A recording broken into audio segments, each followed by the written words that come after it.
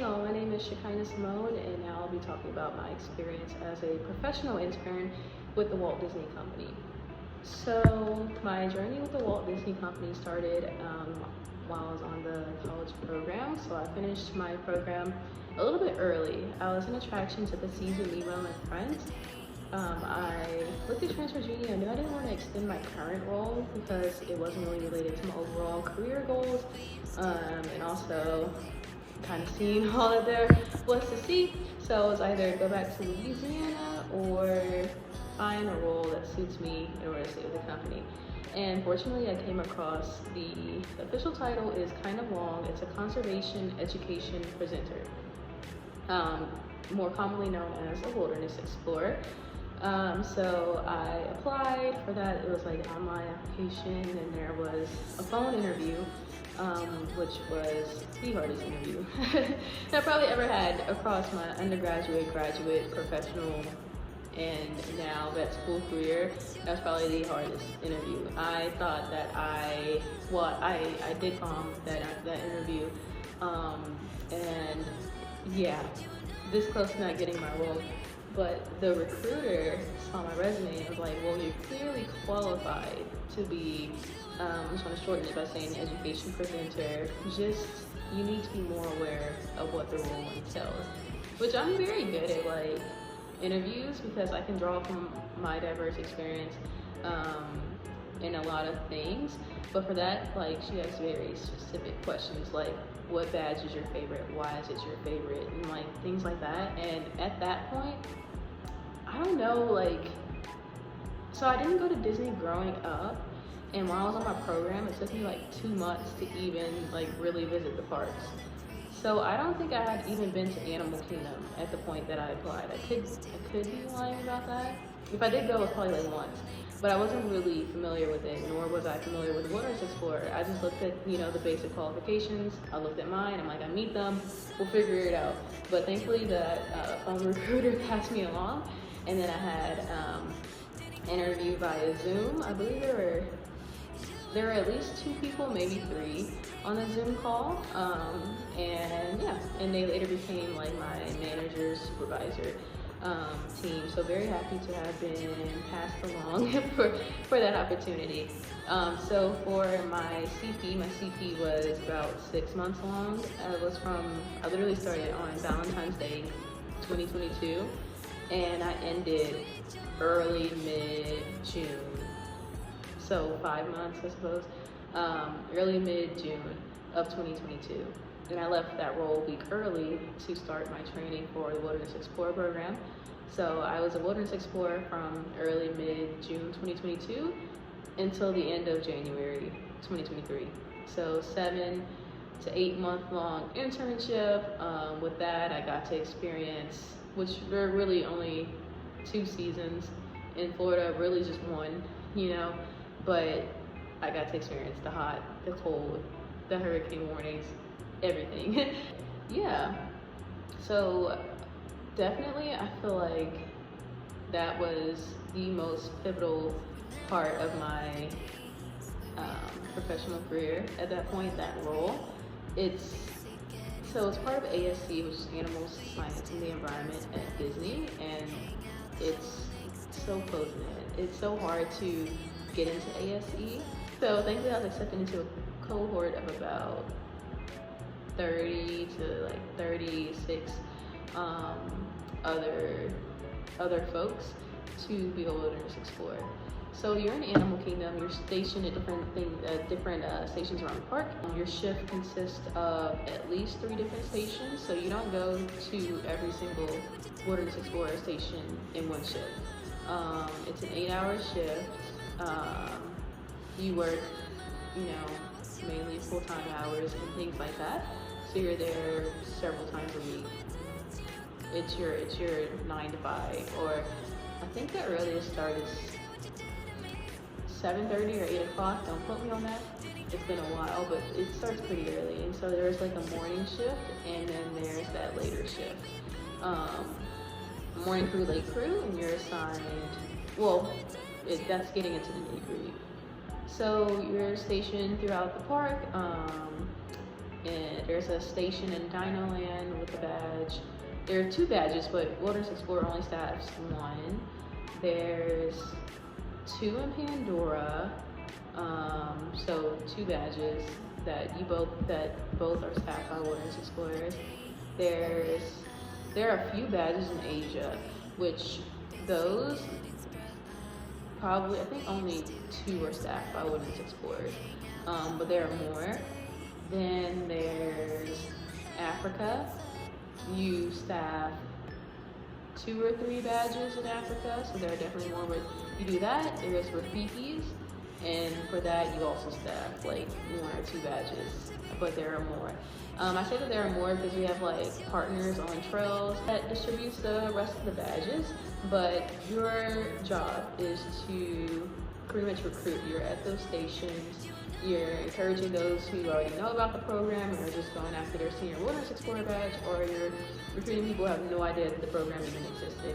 So you're teaching people about conservation, sustainability, all these like good things about not just about animals, but about the environment as a whole, flora, fauna, things like that.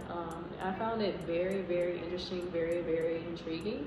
And you're literally speaking to hundreds of people every single day. So that's something that you have to take into consideration. I'm naturally an introvert. I am definitely able to, do that outreach and things like that, but is that my natural nature? No. So it's definitely an adjustment for me, having people who aren't even part of the program. They might just like interrupt your conversation to ask you for directions or ask you whenever the nearest restaurant opens up. So it really helps you to work on your people skills, and just keeping your composure and things like that, because guests are people. Let's just keep it at that. But yeah, you're speaking to hundreds of people daily, and you're giving out these badges, you're giving out these lessons, and you're definitely taught background in the lessons. So like you're not just pushed out there and saying like, hey, good luck. And you can also like shadow other explorers. So like you have like a good opportunity to have your wits about you before you're there on your own, because you're not always with someone else whenever you're staffing. Sometimes it's just you. And definitely like during the holidays, it's like there's so many people around. So just be aware of that, but also don't be scared. Like you're gonna get the lessons, you're gonna get the knowledge. You can make the conversations as individualized as you want to. You can keep them broad. For me, I just had like an efficient message where, you'll spend like at the most a minute and a half at the session, at the station, but I promise you're gonna learn at least two new things. And then you're gonna get a take home message like, hey, like look for this, make this change, yada yada yada, whatever you wanna do, and then go from it. So I don't regret doing a role at all. I'm very pleased to have found out about it. It's a highly coveted role, and it's even more selective than the general college program. But yeah, it helped me to inform my why, which helped me whenever I was applying for vet school. I didn't just want a generic, I've always loved animals. I never wanted to be anything else but a vet, which is true, but whenever you have thousands of people saying the same thing, it helps to have a more informed perspective. And I dare say, if I did not have that role, if I did not take on that role, I would not have found out what my why was. And knowing what my why was helped me tremendously. And while I was applying, and even now as I'm like going through my vet degree program, which is another video, but definitely go for it, try it. A lot of people like go for it, even people within the company, they don't get it and things like that. So just know that you earned your spot and that you don't have to be a science girly. Yes, my background, my undergrad is in biological sciences, and I worked as a vet tech and as an animal care associate, so I had like ample opportunity to learn about STEM and STEM topics and things like that. But there are people who were in the arts who just had a heart for conservation and they got it. So just be enthusiastic about what the role entails. Say how your skills can translate and you can do it. So don't let not having a strong science background deter you. It definitely helps. Most people have a strong STEM background, but that's not the end all be all. They definitely value well-rounded individuals, and again, you'll learn those lessons while you are on the program, so you're not stressed out about not knowing specifics about dinosaur fossils or like, I don't know, ecological systems and things like that. It is okay. You have time. But just the duration of it for like my semester, it was very long. At the end, I was physically exhausted. You're on your feet, you're walking around, you're engaging with these guests, you're engaging with your coworkers, you're engaging with other staff at the parks. It's while you're like on property, you're gonna get inundated with information, with questions. So it can get mentally draining at times, and again, toward the end, it got physically draining because you're in the heat. You are outside. For all the Explorer stations that the Wilderness Explorers staff, yeah, there might be shelter, yeah, there might be a fan, but you're still in Florida heat and humidity. Do with that as you will.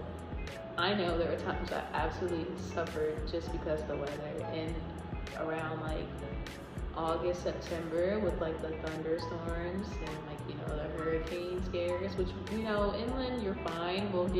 You'll most likely get like high winds.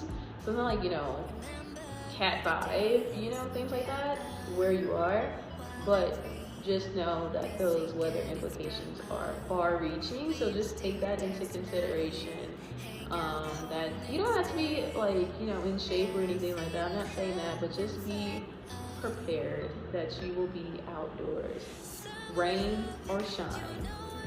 I mean that literally, rain or shine. There are times that we were giving out badges in a thunderstorm. What's going on?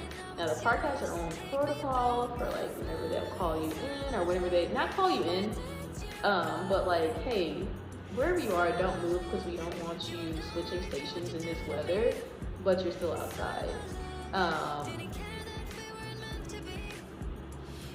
But those group managers, education managers, they definitely became my mentors while I was on the program. And again, they were so helpful for me and to me outside of the program. They told me about experiences and like opportunities within ASE, again, Animal Science Environment, and just other opportunities at Disney, and also non-Disney opportunities. So they are a great resource for you, and so definitely rely on them. If you want to have your resume reviewed, bring it to them, they'll do it. And they're so helpful in their feedback. If you have to do a cover letter, ask them for help to do that, ask them to review it. If you aren't sure if you want to stay with a company, or maybe you want to like have an actual career in like, I don't know, environmental outreach or advocacy, definitely tell them about it. If you don't, definitely tell them about it. What I've learned is just like make your desires known, which I know like it just comes out whenever I speak to people what my goals and ambitions are, because I'm always like steadily working toward them, so like you can see it. But one thing that I guess I would change is that I'd be even more vocal about it. You're your biggest advocate, and a lot of times you just let people know what you're enthusiastic about. They can't help but help you, and that definitely helps. And that's definitely the case. That happened with them, so I'm like so thankful for those group. And the group of managers can change, so definitely it's probably a little bit different, but for the most part, that team is most likely the same. And they were a tremendous help to me while I was on the program and even afterward. And they helped me get the next job that I had at Disney, which I definitely credit them for. I honestly, I hate to say I highly doubt it, but honestly I highly doubt that I would have gotten that role had I not been an explorer. My next role had I not been an explorer, had I not like gotten that help. And also another thing that you can do while you're a Wilderness Explorer, you can shadow other teams. Just meet with those managers, say like, hey, I'm interested in shadowing the people who do the bird show. I'm interested in like shadowing the keepers. I'm interested in shadowing the veterinarians. They'll help you. They are very helpful. A lot of them have been there for a while. They know the ins and outs of it. They know who to speak to, who to go to.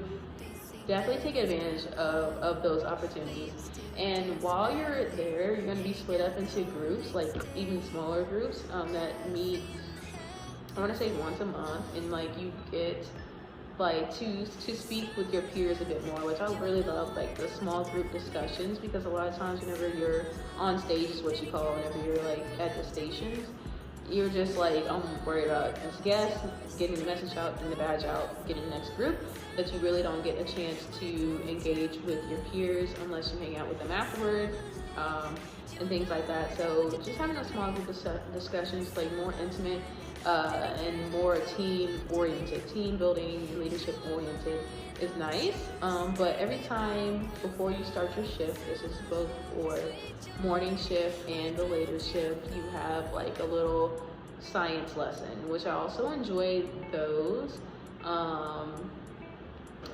Sometimes it's just like whatever the manager shows to talk about. Other times it's like related to a new badge or prop that you're able to bring on stage. And there's just a lot of good conversations that happen. Definitely if you have an admiration for STEM, you're gonna love it even more after the program. You're gonna learn a lot more about yourself and different things like that, and just different opportunities. With that, you can't extend your role like you can with CP. There might be an opening for like a manager position, but that's not always guaranteed. And so afterward, that's one thing I will say, you're kind of left hanging afterward. If you don't already like have something lined up, it's really hard to get something lined up. Like you might have, if you want to stay with the company, for instance, you might have to transfer from that role to a role that you don't want, just to wait until the role that you do want opens up, which can take, who knows, like amount of time. That was a disclaimer they gave us toward the end. It's kind of just like, which that's still like one downside, and I wish like I would have known that, which it didn't like hinder me. I definitely, again, I got a job afterward at the company that I like, that fit my overall career goals, but I know that there were several people that were left hanging, and it's just like, okay, we literally like gave her all on stage for like 7 or 8 months, and now we're just like, we have no job and we want to stay with the company but we can't, or you want to but you don't want to just go into just any kind of role just to stay with the company, or you might have better prospects elsewhere. Staying in ASE, Animal Science and Environment, is really hard to do as well. So like once you're in there and like that's what you want to do, stay there and ride that wave. That is on, because it's so hard to like get in. A lot of people have been there for years, and so as a newcomer, unless a role just so happens to open up, you're kind of just like, even if you're a great fit, if there is no openings, there's no openings, you know. And even if there are openings, you're against all these people who have been waiting for that for a long time. So it's interesting. It's a very interesting process. So just have a goal, know what you want to accomplish while you're there. Definitely take advantage of the resources at your disposal. Rely on the knowledge of those around you. Learn about your like peers. Perfect your craft is what I want to say. But just know that afterward, it might not go the way that you want it to. That kind of thing. That's just being real. I hate to say it, but they'll tell you the same thing. A lot of people said you just have to play the game, and you know, Disney's full of tricks at times, but let's keep it at that. So for both roles, as a CP and as a PI, you will have a costume. For my CP, my costume was black shoes, navy blue pants, a black belt, orange and white shirt. Fashion police, wow, you know. And then as a Wilderness Explorer, it was like khaki or brownish, I want to say brownish, really, shorts or pants, like a white long sleeve or short sleeve button down, an orange ascot, you need hiking boots, and a brown belt, you're carrying a satchel, you are wearing a sash. It's a lot. And again, with the heat, it's just like these outfits aren't conducive to the weather around us, but that's, I guess you'll get used to it. You can also wear a hat. They give you hats, so that's an option. Main thing on the drive home, whatever role that you do, whatever you do, it's good to have a goal in mind, and it's good to have an open mind. Things may go different from what you anticipated, which depending on the circumstances can be a good or bad thing. Fortunately, in my case, it was always a good thing, but I also know people that it was a terrible thing. So really, it's what you make of it. Trust yourself, make mature decisions, remember finances. As a PI, you can still stay at Flamingo Crossings while I was at Flamingo Crossings. No, while I was a PI. While I was a PI, I stayed in the same housing accommodations, so that housing lease is extended. It's the same implications as it was for the CP. If you move, you can, but you're paying a fee, and the housing nearby is expensive. So please note that I probably only met or knew of one person who didn't have a roommate, and that's CP, PI, regular cast members. Only one person I knew out of that whole bunch didn't live with someone else. That, as far as I know. And I've interacted with hundreds of cast members of different capacities. So just know it is an investment. I lied. Two people.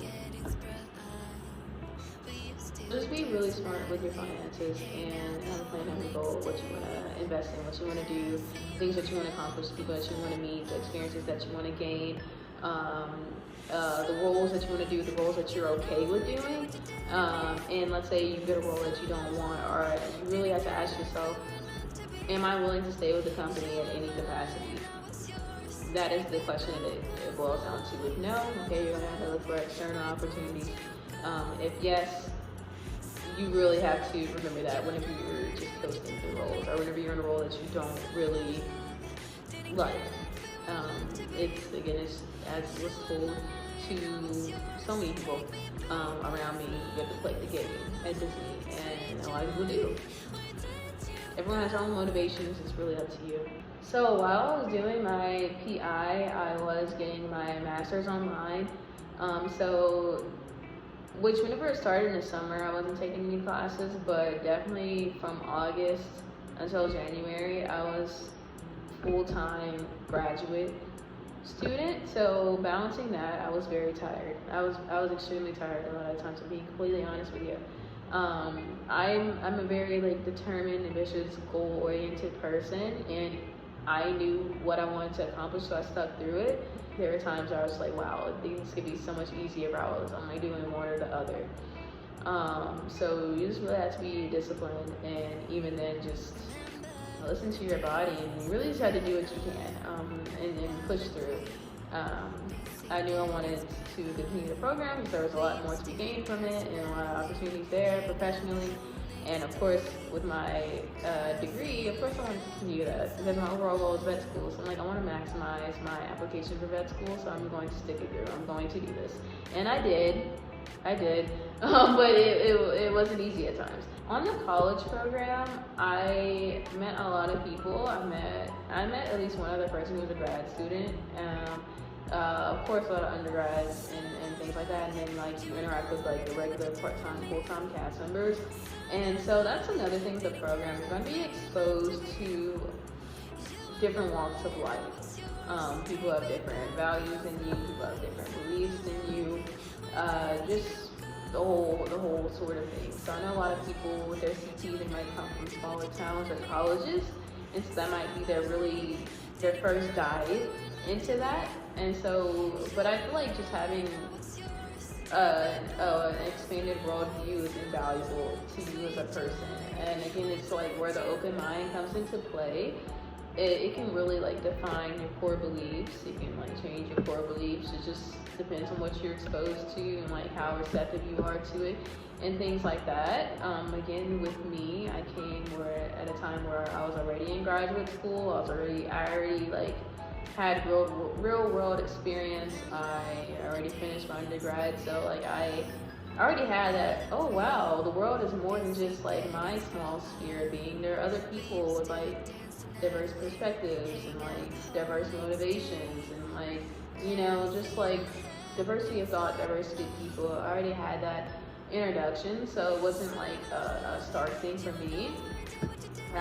Honestly, to me, for the program, I'm surprised that there wasn't more diversity, but but I'm kind of biased because again, I have real world experience and like, you know, I've lived in